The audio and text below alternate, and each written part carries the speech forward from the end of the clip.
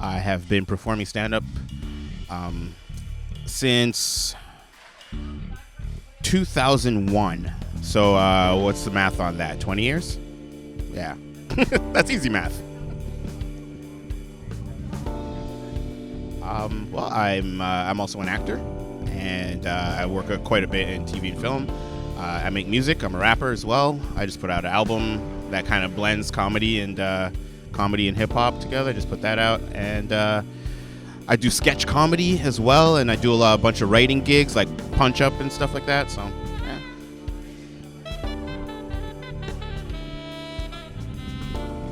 yeah. Because, and this always sounds corny when I say it out loud, but it's the truth. I've always been that person that needs to make everyone laugh. I'm the guy cracking jokes at a funeral. I'm the guy, lightening the mood when the parents were fighting and stuff like that, and I've always been able to find what little humor there is in most situations and just kind of bring it to light. And I found a way to squeeze a buck out of it. And but yeah, I just love performing because I love connecting with people, especially people I don't know. If I can bring an opinion or a joke or something like that to people and make them think about it and whatever, I still love doing it. That's still why I do it. I love connecting with folks just off the bat.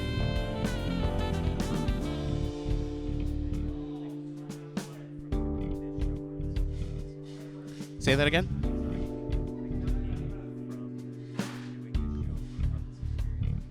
I just hope we have a great show. Like, I know at this stage of my career, quote unquote, for me, it's just about having a good show. I know there's a lot of things going on around this one, and we got the film going on and all of that, but for me, it's a show, and I want to do a really, really good set. I hope everyone else brings their A game because you put a whole lot of work into this. So, yeah, what I hope is that we crush tonight's show and we were able to do it again another time.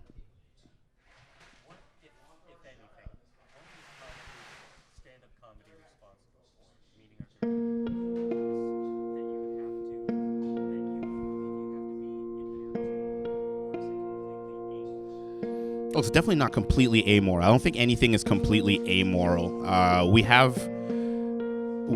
get the attention of somewhere between 5,000 and 3,000 people. When you have someone's attention, I mean, as a comedian, the end game is to make them laugh. Let's just get that out of the way. However you get there is your business, and you should be able to stand up for what you talk about on stage. I've gone through several different what's important to me as far as comedy goes. At the end of the day, like I just said, it's always about having people leave in a better mood than they came in. At the very least, give them something to think about, go home and talk about. These days, I mean, there's quite a lot of turmoil going on in the world right now. These days, as a black comedian, I like to present a conversation in a palatable way, even though, like, sometimes I don't feel like I'm responsible for that. Like, people should be educating themselves. But seeing as how I have their attention, I can find ways to be humorous, but still informative about the things that are going on in the world right now. And again, send them home with something to talk about, but hopefully, good humored,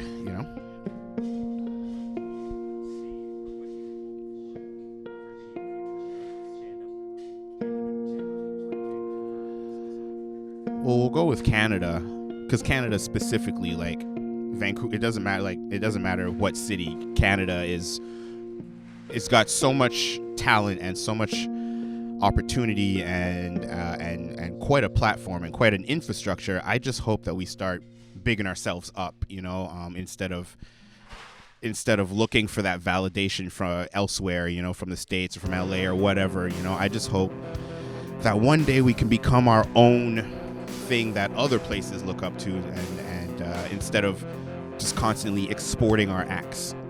Every time someone gets a little good, they go somewhere else because a bit of money gets thrown at them. I hope one day, and I hope to be the face of that as far as acting and comedy goes. I sincerely hope to maintain our acts and build our infrastructure up to where we don't need outside validation, and we can control our own terms as far as comedy, and just to support our acts and to support our comedians and our actors and our artists all together, just to actually put some money behind it and to put some love behind it, because Canada we support our hockey players, and that's about it, and I think we could spread that around to some of the artists, because look at what's happened in the last 2 years. Comedy didn't die. Comedy got better. It broke off into 3, 4, 5 different factions, and now we're that much stronger for it. So many productions got done over the pandemic, over the lockdown in Canada, because we have that infrastructure, because we're able to do it, but we just give it back to the States and we're left with nothing, so I hope that we just start encouraging and bigging ourselves up and supporting ourselves, and we become something self-sustained. I have been performing stand-up since January 3rd, 2017 was my first set at the Comedy Mix. So whatever that is for, I think it's 4.5 years, a little more than 4.5 years at this point. Yeah. I used to, my goal was to be a writer. The other creative outlets I've had, I tried to be a screenwriter for ages. It did not work. I did write a lot of plays, a lot of one-man shows, which I ended up performing on my own at fringe festivals and such. And that was just it was theater for other theater students, basically. And I sent a lot of screenplays off to contests that didn't do well. And I did that for years before I kind of gave up on that and started stand-up. Oh, God. Really, what were the plays about that I wrote? They were really pretentious, because I thought I was smart. I also thought they were comedies, but they really weren't. It would be these dissections of oh God, I haven't talked about these for ages, sorry. I had this whole one-man show just about guys that got into fights, and I was this alpha male in the show talking about all the fights I got in, and I didn't realize that in itself was comedy, watching me talk about being a badass. And also I would write plays with friends. We'd do interesting variety type shows of everybody writes a bit of a story about growing up in a mall or something like that. I don't know. That was a long answer.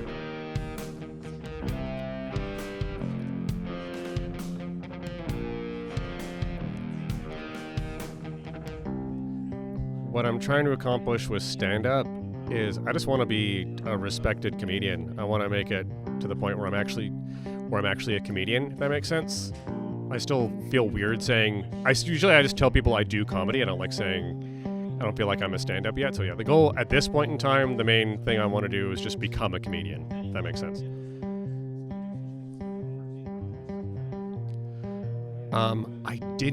What did I think when you first brought this to me? I was surprised you wanted me to be in a movie. Yeah, I was surprised. I wasn't sure if it was a full-on documentary about the Vancouver comedy scene, or if it was a concert film.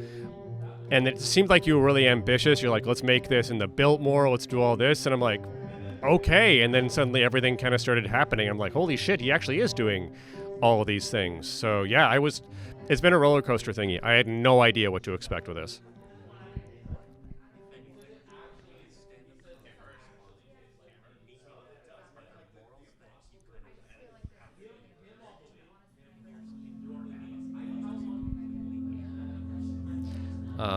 What does stand-up sort of encompass? Are there morals in my act, or is it completely immoral? Yes, there are morals in my act. One of the things I learned pretty quickly at open mics is the whole idea that stand-up comedy is the last bastion of free speech is kind of bullshit. There's always rules to what you have to say. There's always consequences to what you say. That's what I should. There's always going to be consequences to your words. And I think some people are putting too much importance in stand-up on breaking rules as opposed to what it's supposed to be, which is just making people laugh. So Yeah, there's morals. I'm never going to say something that I'd be ashamed I said later. I'm never going to say something that I feel like I would feel bad. I wouldn't want to hurt someone in the room just because I knew there was a laugh I could get there. So yeah, there's morals in my sets, yeah.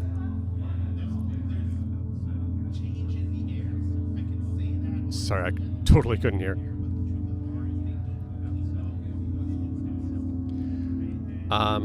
Who am I outside of my performative self? Pretty much the same guy.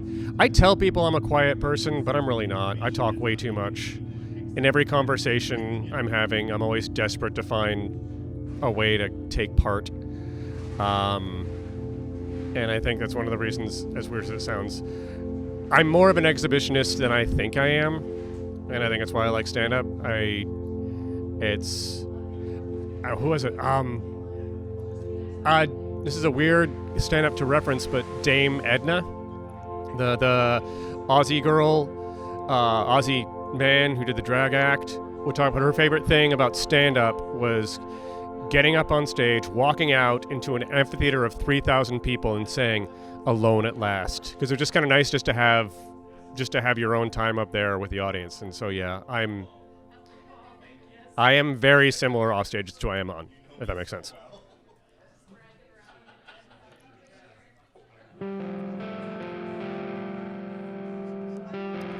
Gonna be annoying. I'm really not hearing. Yeah. Fair enough.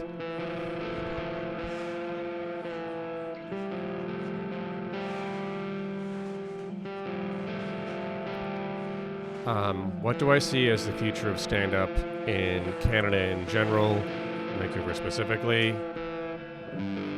Honestly, I think it would be arrogant of me to say like what Canada should do or what Vancouver should do. I just think there's so many great comedians here. I hope more people get to see them. I would love to see Canada concentrate more on Canadian acts and less on bringing in international acts. I think there are headliners in Vancouver that are so much better than I see the headliners from other countries they bring in because they assume someone international is going to be a draw. So I just hope Canadian comedy, from my limited view and my 4.5 years of watching and performing, I hope Canadian comedy concentrates more on Canadian comedians. That would be the main thing. I've been doing stand-up comedy for just over 2 years now. I'm also an actor, and I just write in general, whether it be like marketing reports or just thoughts and really overly long text messages to guys who've ghosted me. I'm always writing, I would say. Yeah. What does performing mean to you? Why do you do comedy? What does performing mean to me? Honestly, at the risk of sounding kind of cliche, performing means everything to me. It's the whole way that I express myself. I've always been a very like reserved, kind of muted and quiet person, and I feel like doing comedy has been like the way for me to like speak up and like use my voice and stand my ground. I feel like that's been really important in like my growth just as a person to like have this outlet and of expression, and yeah.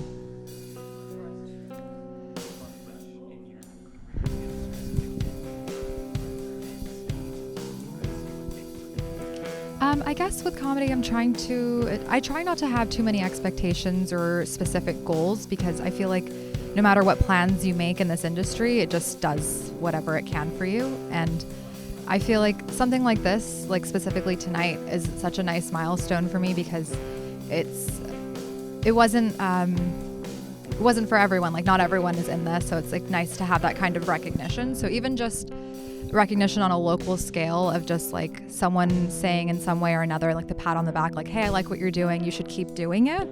And I feel like that's all I'm really looking for. It sounds weird to just say like validation, but like just kind of concrete signs that I'm on the right path is kind of what I'm looking for in this journey. Yeah. I was very excited when you first brought this project to me, just being considered. And for my whole career in comedy has been during a pandemic. So we have no clubs. So we just do like restaurants with like bright lights and people just like enjoying their day and you're just also there. So I feel like doing comedy at the Biltmore in a place that's like meant for art is going to be a really cool experience. So I'm excited just for that specifically, to like be in a place that's like built for sound and for actually being, I don't know, the star of the night. Like I'm used to having to compete with like Pac-Man behind me and that sort of thing. So getting to just be showcased nicely is really cool. I'm excited about that.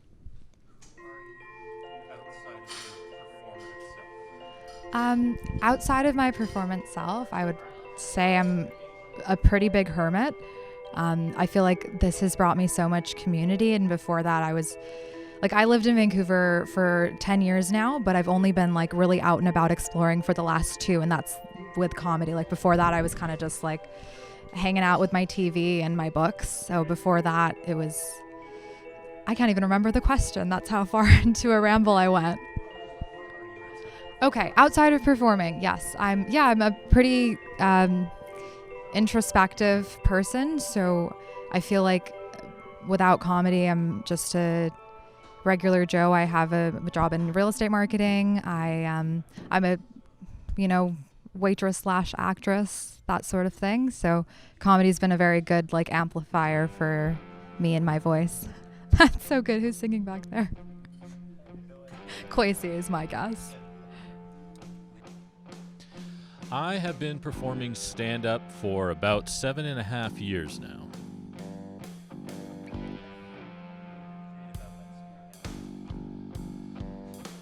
I'm a cartoonist. I've made animated shorts. I draw. I do a lot of visual arts as well. So this is the only thing I do that is performative. So.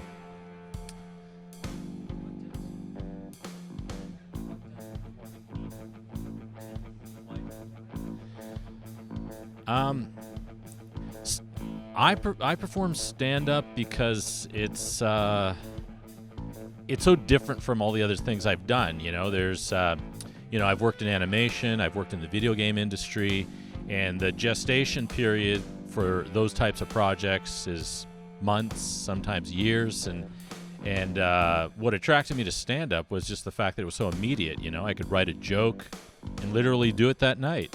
And or even if I thought of something just before I went on stage. So it's very attractive, to be able to do something and get immediate feedback, good or bad, So that's really for me the kind of the power and the attraction of stand-up comedy.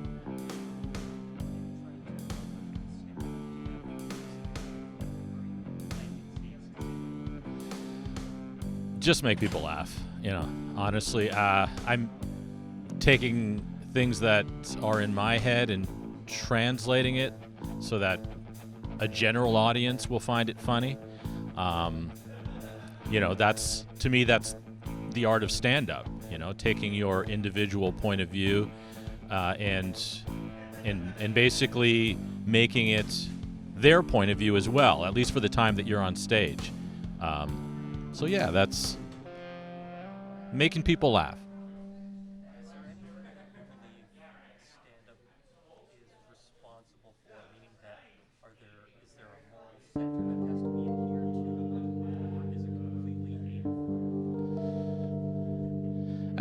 To me, stand-up's not about morality. It's about it's about honestly just extracting laughs from the audience, and how you do it is so varied, and they're all valid.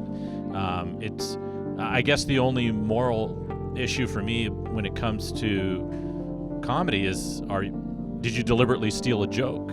But that aside, if you told the joke and the audience is laughing, that's basically it. That's the contract. You're on stage for a certain finite amount of time, and if you're getting laughs throughout and people enjoyed your set, then that's really the end game. Pretty simple.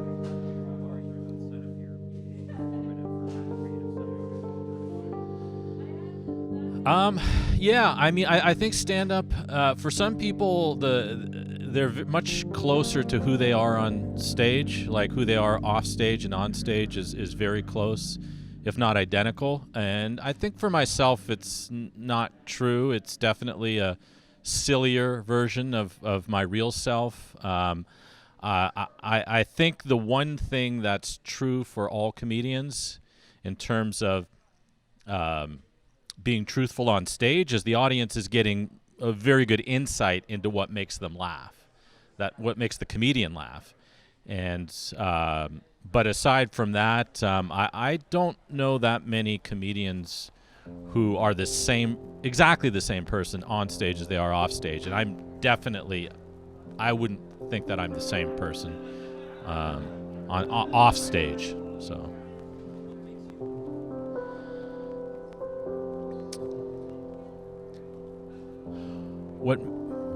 What makes me laugh is usually what makes me laugh are things, that surprise me. A point of view that's unusual, but somehow I relate to. I mean, I tend to like things that are about people and human interaction. I like jokes that are about awkward things. Awkward things are like a really good source of comedy for me these days. Like for me, just the tension and the awkwardness of aging, for example. There's a lot of stuff there. But I would say the things that make me laugh more often than not are just silly, stupid things that people do, things that make you think about the stupid things that you've done, so that we all feel that we're kind of flawed, but I think the sillier stuff really tends to work for me. I'm clever jokes, jokes that sort of try to show off how smart you are. I don't tend to find that stuff as funny, but I go, yeah, that's clever. Yeah, I like the way he did that. But I just like stuff that tends to be either physical or in some way just ridiculous, Oh, he stopped himself from saying stand-up. What a professional. I've been doing comedy for a little over 5 years. I'm a public speaker, so I've been doing that for like 18 years, going around to high schools and conferences, mostly high schools, but all kinds of stuff all over North America. And I did comedy in that too, so I guess I kind of had some experience being on stage telling jokes, but the jokes I tell in high school are much different than the jokes I tell on stage in the evening to adults, for obvious reasons. What is that? I mean, whether in the context of doing straight, stand-up comedy, or at these schools, at these conferences, what does the performance mean to you? I mean, the speaking, I have a purpose that I got paralyzed in a car crash, which put me in the wheelchair, which is where the speaking journey started, doing traffic safety stuff, trying to help youth make wise choices and ultimately not die or kill somebody in a car crash. Then the sort of messaging of that expanded, suicide prevention, mental health, all kinds of, there's just all like a really uplifting, powerful message, hopefully inspiring people to make good choices, look after each other, tough through hard times, never give up. A lot of stuff like that, which is super meaningful in the course for youth to know you've had that impact on them, maybe change their life, maybe save their life, feels amazing. Going into comedy, I just wanted to pretty much be an asshole and tell fucking jokes that make me laugh and fuck with people on stage, because I already have a career where I inspire people, so I really just wanted to go and have fun doing comedy. And now, like 5 years in, I'm like wondering, should I have some kind of message? I think you start to try to kind of find your voice or look for a voice, whereas I didn't really care before. I still don't care. Like, I'm still down to go in there, and as long as I have a good time, I don't give a fuck. And I want to make some people uncomfortable, but I want people to obviously ultimately laugh and enjoy me and build a fan base. And yeah, it's sort of like my retirement plan. Like I love the inspirational speaking. I always want to do that, but I'm worried the comedy could cancel that because of the sort of content. I don't think it would. I don't think my comedy's that offensive, but I'm sort of living two different existences with them both, different names. I like to bring both worlds in together, where I don't have to worry that if I say fuck or cunt or something like that it might lose me speaking gigs. If it does, whatever. I said cunt before I was an inspirational speaker. I still say it. Go fuck yourself. It's tattooed on my knuckles. That's who I am. I can inspire kids and still be a fucking asshole in my spare time. So hopefully, eventually, I can just do both and have a career doing both. And if one sabotages the other, not worry about it because I'm successful at both. What I'm hearing is that at some point you felt that they were separate, and now that they're kind of complementary. Is that? I'd say they're coming together. I mean, I think there's definitely skills and like similarities. I mean, you're being on stage, you're entertaining people, you need to hold an audience.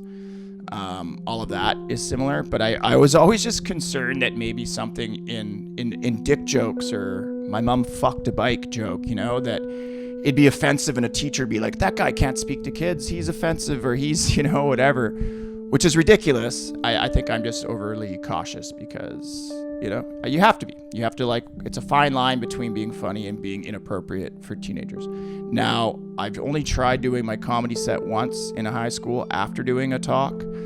Didn't go well, so without the F-bombs or anything like that. But yeah, I'm thinking they're sort of coming together. I think more than anything, I'm just I'm doing more comedy now, and I'm seeing there might actually be a career there. It's not just me going up in a bar and having a good time. There could be some sort of future with it where I could, maybe do it beyond just, who knows? We'll see. With your talking, you have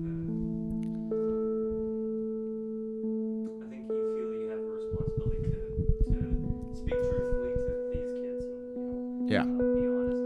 But what, if anything, do you think is comedy responsible for? Do you think for you, are there morals that you have to be adhered to, or is it completely removed from those ideas? I'm pretty loose with my comedy. I'm not gonna be racist or be overly or misogynist or homophobic or anything like that. I would never. Those are just boundaries I wouldn't cross, just because I'm not that person. I don't want to be that person. But most of my stuff's sort of self-deprecating. Definitely, there's a lot of wheelchair jokes.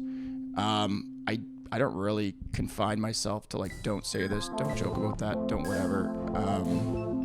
Yeah, I think mostly because it's mostly self-deprecating.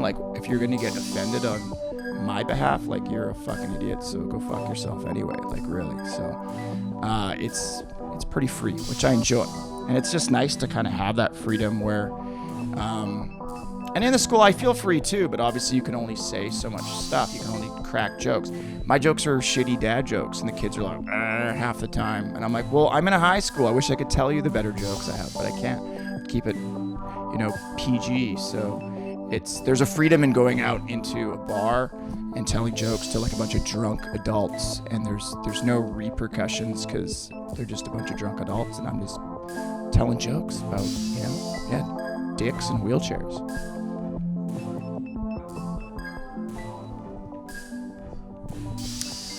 Huge piece of shit, I would say, if I was going to sum it up in 3 words.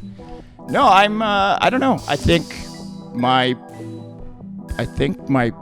comedy self is pretty close to who I am. Wherever I am, I'm always trying to have fun, make jokes, crack jokes. I'm always fucking with people. I always fuck with my friends. Amanda, and we don't know each other that well, but I think you said in my bio, I fuck with everybody. That's kind of me. If I like you, if I'm fucking with you, I like you. And I expect it back. So I guess in life, it's nice to have people who are kind to you and complimentary, but I think with friendship, it's just, let's just have some fun and be jerks to each other and make fun of each other. I'd way rather it be like that. So I think my comedy is pretty similar to who I am all the time.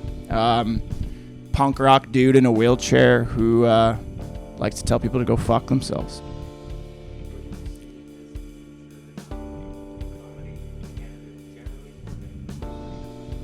I don't, like, for me personally, like, looking at my sort of, hopefully my path in comedy, I'm not relying on Canada or Vancouver much more than just a place to, you know, practice and hone my skills.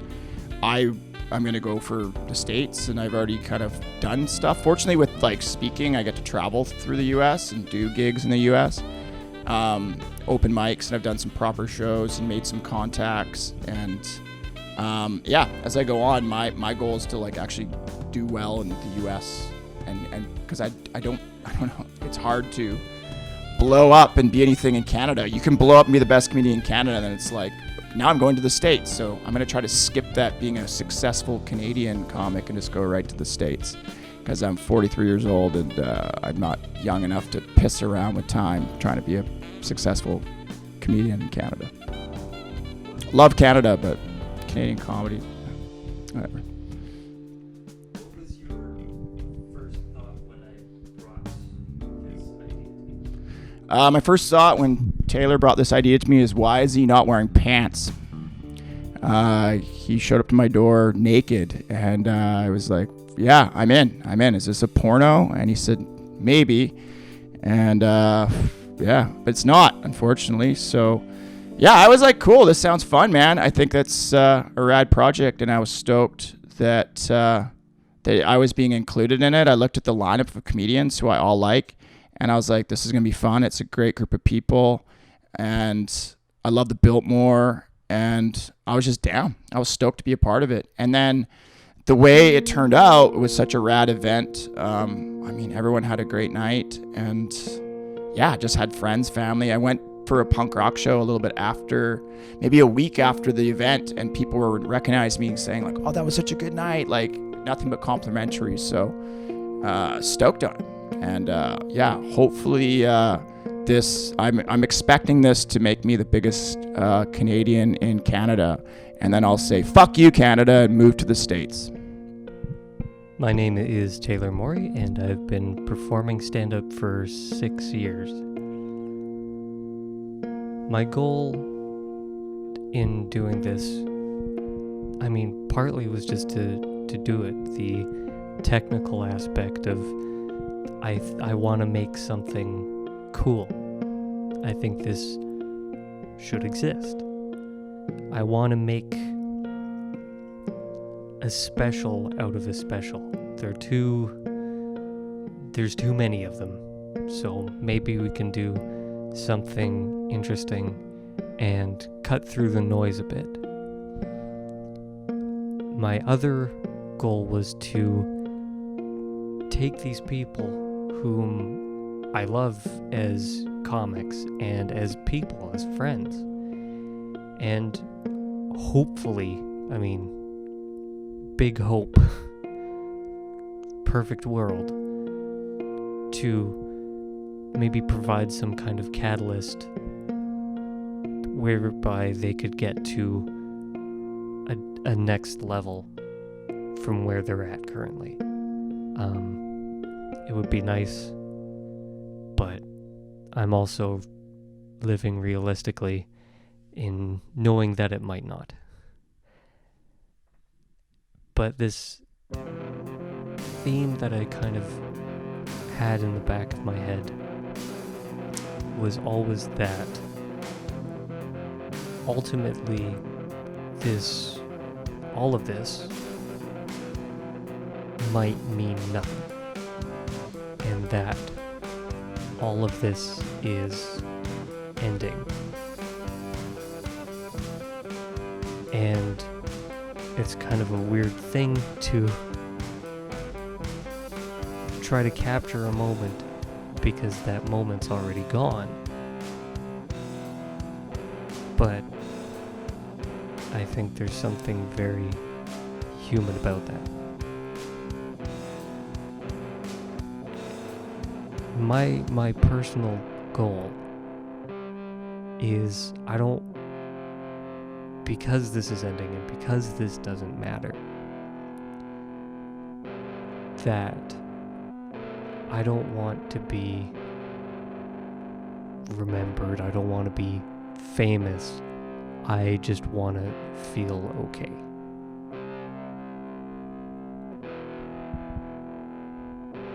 Outside of being a creative person, which is so much of what I am. I mean, I don't really consider it something that I do. It's something that I am.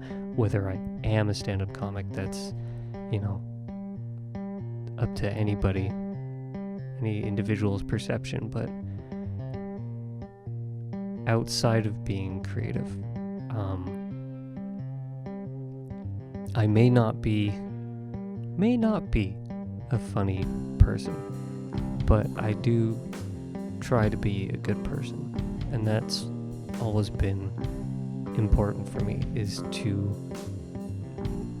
do no less than what I believe is the right thing. And sometimes you get it wrong.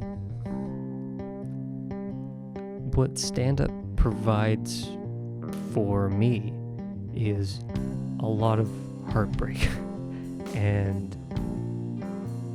but also when it goes well and you feel the way that you're supposed to feel from it, there's nothing better. And it's trying to, normally I don't like attention, but it's very much parsing out and creating the level and the intensity of attention that I want, and trying to be understood and liked and acknowledged in increments that I can control, and that hopefully I can repeat over and over and over again.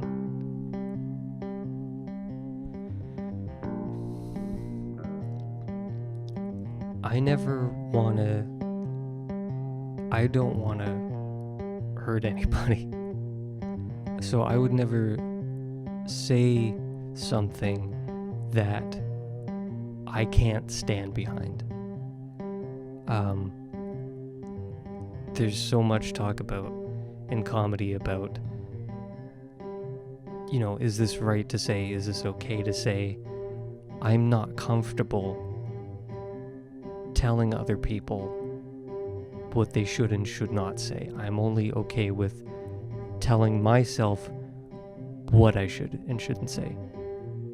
And sometimes some of those things that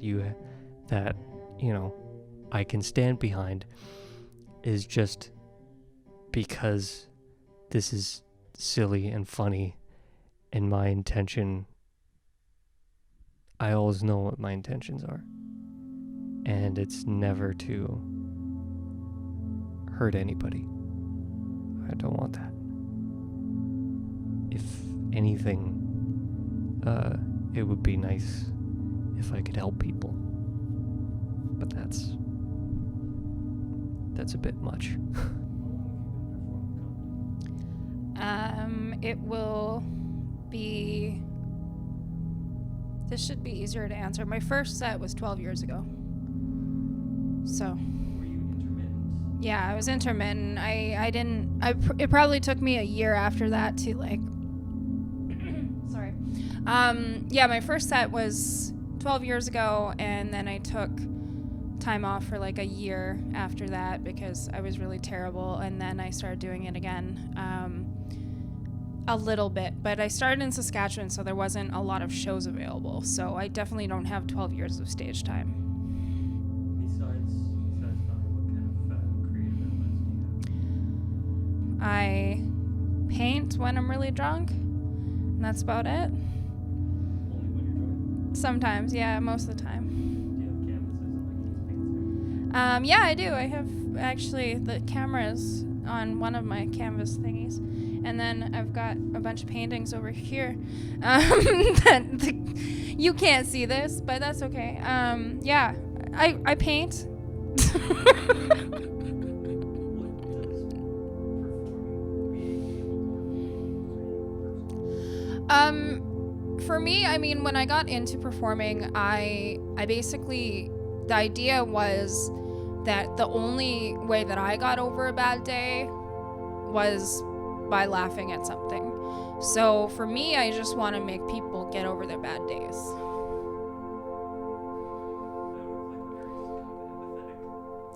Yeah. Like, I mean, there was a part of it, like, I mean, I started comedy in Saskatchewan, so I started going to really independent comedy shows, and there was definitely that whole feeling of like, oh, if these people can do this, I can do this type thing. But a lot of it really was just like, you know, I went through a really hard time, and the only thing that got me through that was watching these like independent comics do comedy, and then watching comedy specials at home and like just laughing and getting out of my head. And then it started being so rewarding of an experience for me to just laugh that I wanted to do that for other people.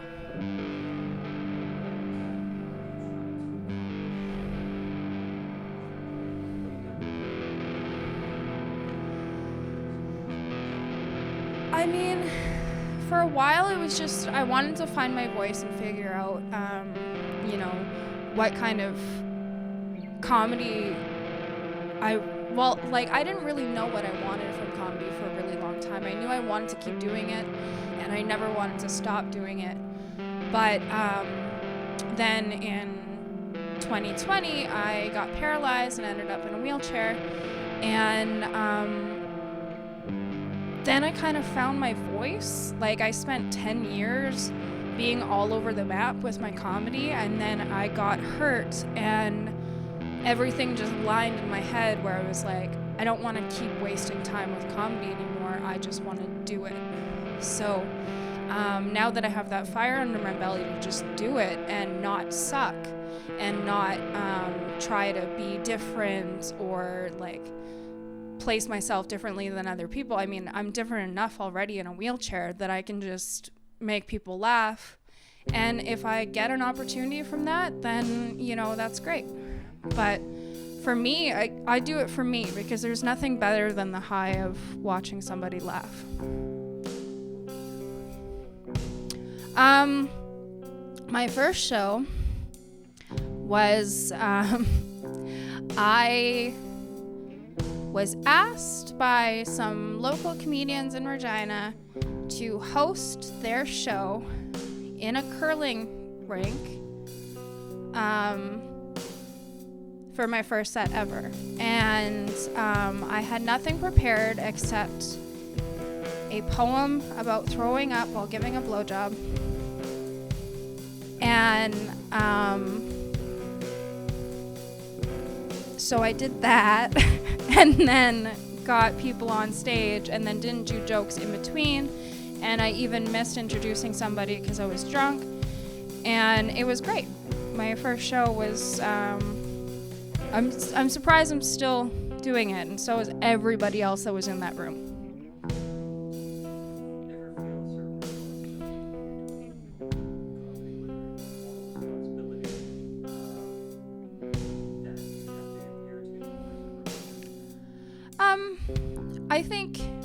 I think it's important just to, you know, if you're trying to do shocking humor, there should be a humor aspect to it.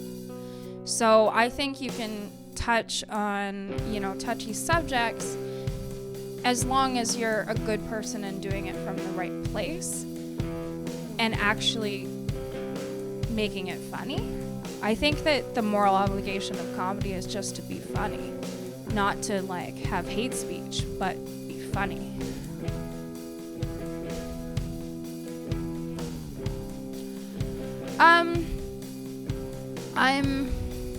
it's weird because I used to be a pretty social person.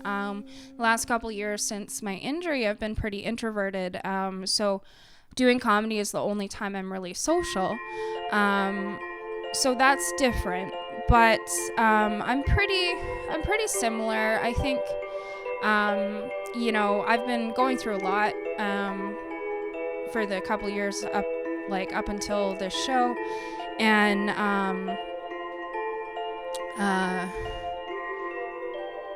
the one thing that people always say to me is, at least you still have your humor, meaning I'm always cracking jokes about dark subjects off side of stage anyways, so I think I'm pretty much as real as I can get on stage for the most part.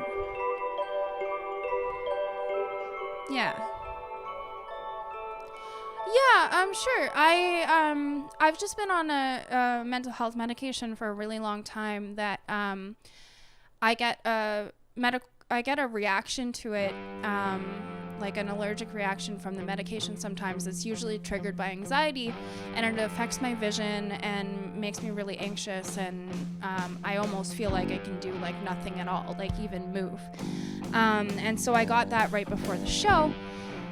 And, there was the huge crowd, and, I cared about the show, and I was really happy for the opportunity, so I just pushed through and did it. And so that meant a lot to me, that I actually did a successful set that night, because the next show I did, I got the same reaction again, and I only lasted on stage for 45 seconds. I couldn't push through, and it was just because our show at the Biltmore, the energy was so good. I wasn't looking up at an audience because I'm in a wheelchair, and I was on an actual stage, and it was just a really vibrant crowd, and it was easy to push through. And for me, that was a moment that, because I felt so much like I couldn't do the show, and I still pushed through, and I actually did a good job. And that was one of the first times I actually felt like a professional comic.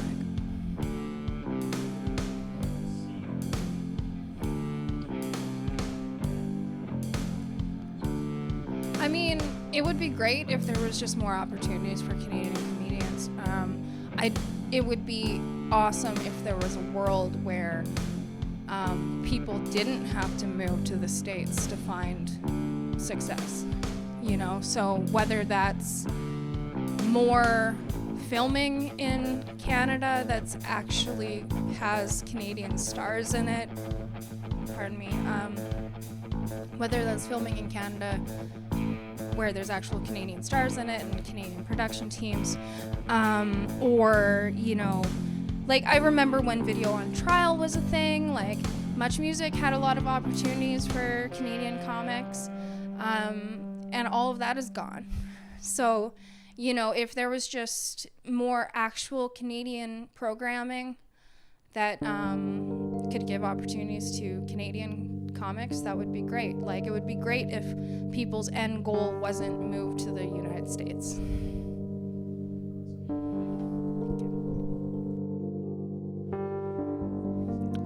I've been doing it for 5 years, 5 long, hard years of struggles, 5-year plan kind of thing. Oh, I do podcasting. I do video game, which is a creative outlet because the strategies are very unique. I play video games, and not really that much creative outlet. I wouldn't even call my comedy that creative. I'm just yelling at people. And I just enjoy that. So, it's one of these things, I don't even think this is a creative outlet, Do we need outlet for creativity? Is creativity bottled into us? Like a genie?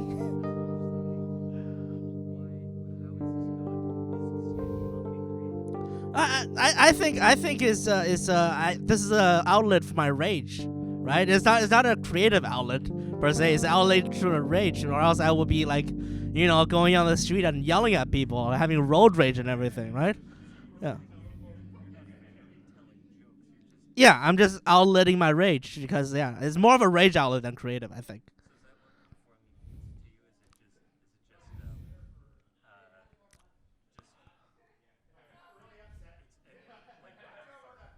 Yeah. Yeah. It's just rage. That's what this is about, right? Like you don't get to yell at people. I couldn't yell at my parents back in the day because Asian parents very strict, right? They're like, I always keep studying and stuff. So I'm just like, hey, you know what? Where I could yell at people on stage, on stand up, doing the mixtape. No. It's a mean for me to escape from the Asian lifestyle. The doctor lawyering lifestyle. Is a great escape. It's like getting out of North Korea, but like North Korea, as in being a doctor, which is not really North Korea, but you know what I'm saying? Could I say that? Could I say that in this interview? Okay, cool. Yeah. Alright. I thought it was interesting, but I've done a lot of these, mixtape thing, but this looks like it works out. A lot of these other mixtape, or special video recording thing didn't work out, so it's good. It's good. Like hopefully this goes viral, but this is gonna be viral. No, I think this could go viral.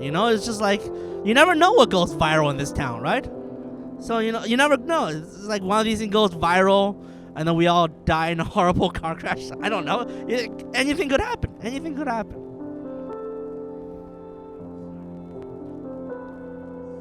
Oh, I guess, like I'm not that angry off stage. Like honestly, I'm not that angry off stage. But like I feel like that's me that grew up as the on stage is actually the real me. But off stage is the social me, where like society has put pressure on people who are angry, or people who are annoying, and people who are angry. So you start slowly hide that part of yourself, so that you can adjust to normal society, right? Because you can't just yell at people in normal society. That's not polite, right? None of this is polite. So yeah.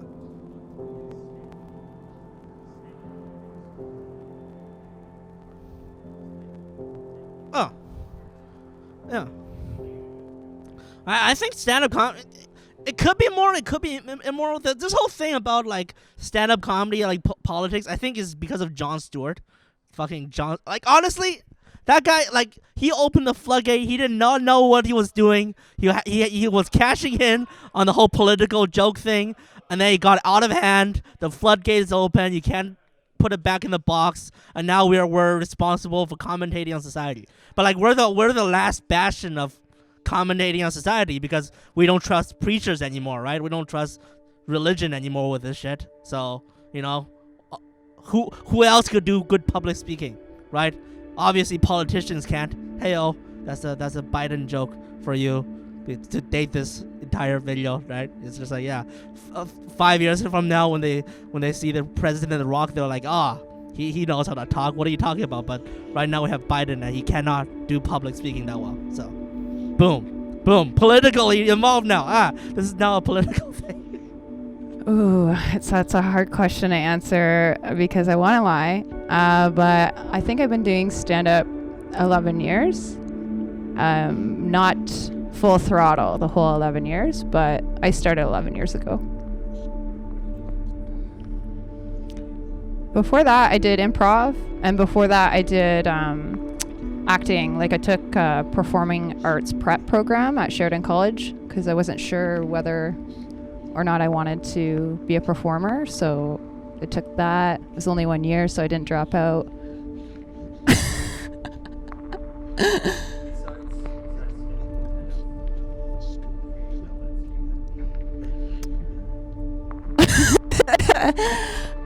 I like to draw and paint. Once in a while I'll write things that aren't funny, but they sound good, so I just keep them. I don't do anything with them. But they're like sort of like one line of a poem, or I don't know, just a thought that comes into my head. Yeah. Maybe. I think also like those types of things like subconsciously integrate into your stand-up anyway. That aspect of you, I think, does anyway. So yeah, I have just a whole bunch of little torn pieces of paper with like, I'm like, this might be a song lyric, but I'm not musical at all. So. Who are you outside of your performing self?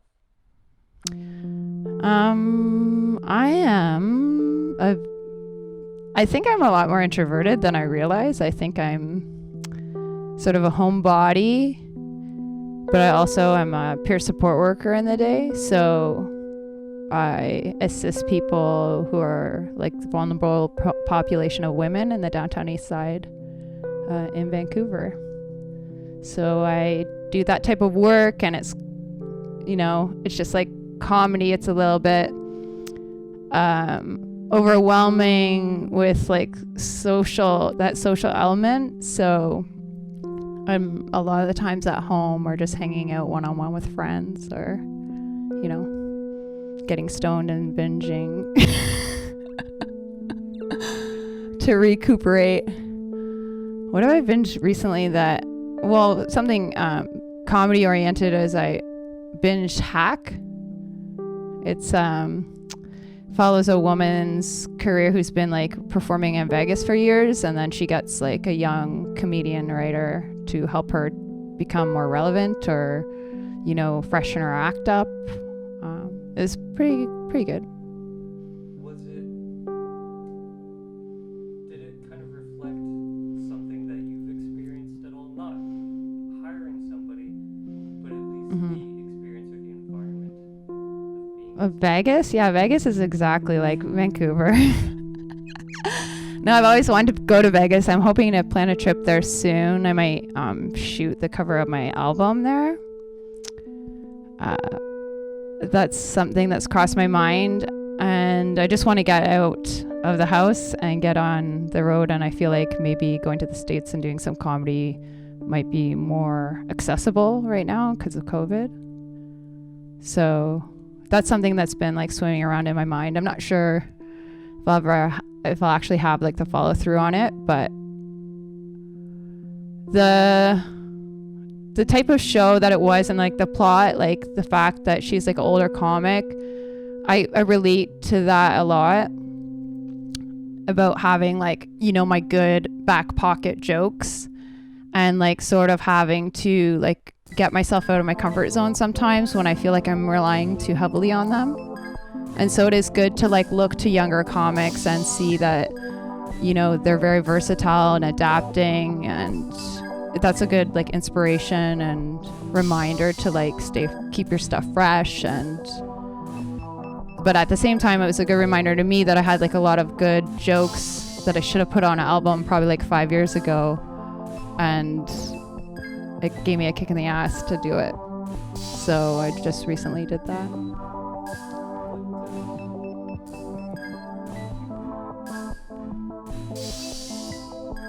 Yeah, that's a good question. At first, I think performing gave me like attention I thought I needed.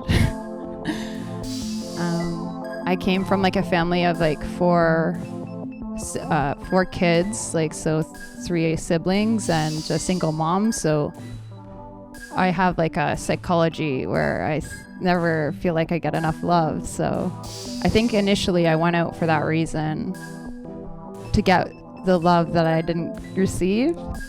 But I think now I'm more confident, and I'm more about, especially with my day job, I'm more about like having some catharsis through my act and having some type of expression, and also like just having fun. Like I really need to have fun. Please, I need it. My day job's so heavy, so not all the time. But there's like very heavy moments, very emotionally draining, and very scary things happening at my work. So it's like the flip side to that. It's like the flip part of my life that balances me out.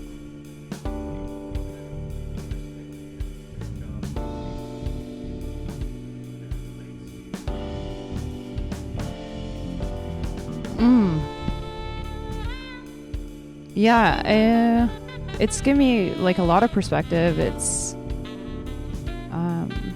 you know, I'm not like gonna stand here and pretend that like my life has always been easy. And I feel like if I took, a few different turns in my life, I could be very well one of the people that I support at my work. I think comedy really saved me. You talk a lot about depression and stuff in your life, and I've suffered with that too, and I think comedy really helped me in those points of my life to like at least have like something occupying me, some place I could go to like share my thoughts and see if other people were connecting with me.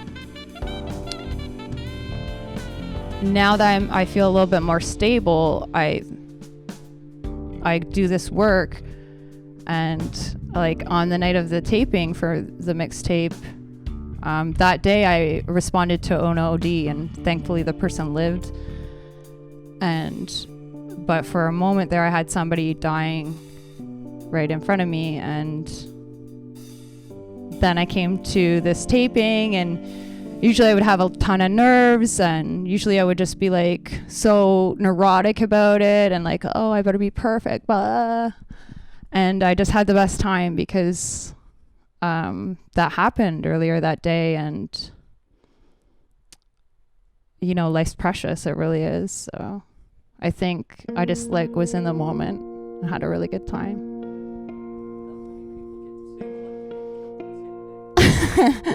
I don't know if I killed. I stumbled over through a couple bits there, but I really wasn't like allowing it to. I think in the past I've been like so neurotic that when I like mess up or have this human aspect of me, like I start freaking out. Oh no, I wasn't perfect, like, and then I let it like sort of spiral my set downward. And I think this time I was just like, yeah, who cares? Like, they know what you meant. Like, we're all smart. We're all intelligent here. Like, you flubbed a word. Big deal. It was, a good time. Mm-hmm.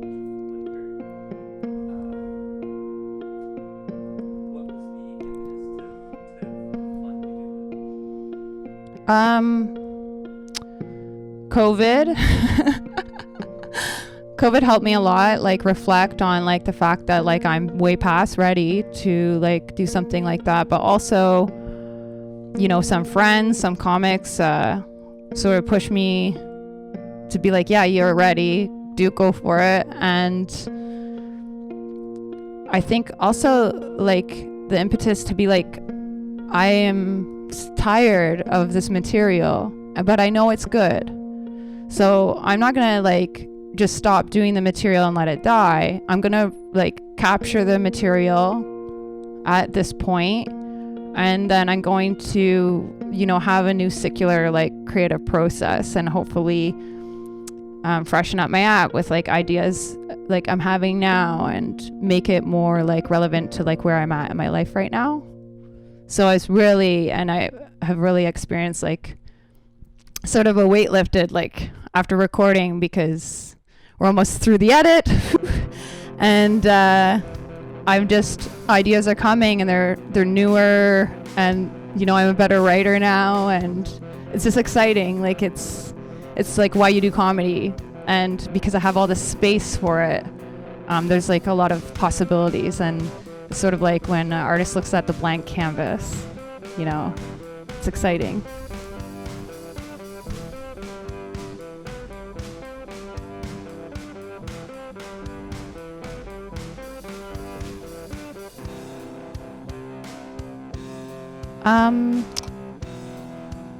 I hope for people to be, learning from others, but also preserving like their uniqueness and their personal life. I think that's where comedy's headed, and I think it's just more interesting to me to watch comics like that.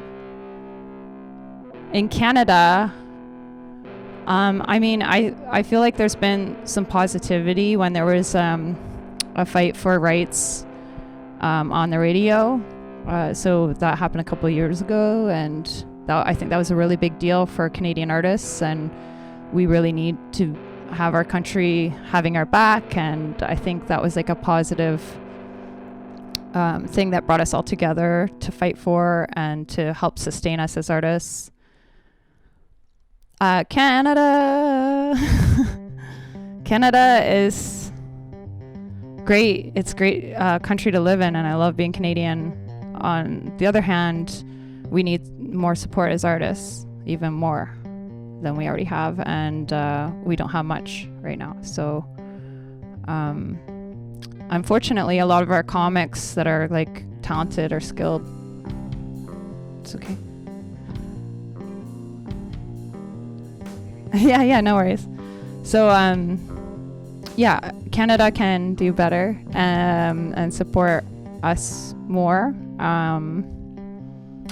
But you know, that being said, you know, I'm probably privileged to be where I am in this scene in Vancouver. The fact that I can go across Canada and perform is like I'm very grateful for. But yeah, it's Canada has to just get a little bit stronger in that aspect in supporting Canadian comedy, because people will leave. Skilled and talented people who are from here will leave here if there aren't any opportunities for them to flourish, and that's just sort of the pattern I've seen from starting to this point now. That's really kind of what happens, unfortunately.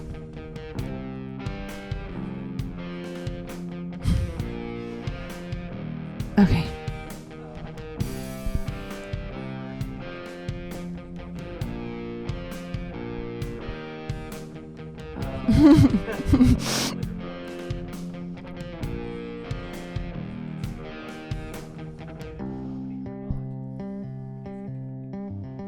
For anyone who's watching this right now, any message I would like to say? We're all humans, and we all suffer. So I think that everyone should always take that into consideration. You know, whether you're trying to cancel somebody, whether you're trying to blacklist somebody, ostracize somebody from a community, mental health is like something that's important, but it's not something we always have the tools for. Also, people aren't perfect. Just have compassion and try to realize like we're all the same. We're all human. So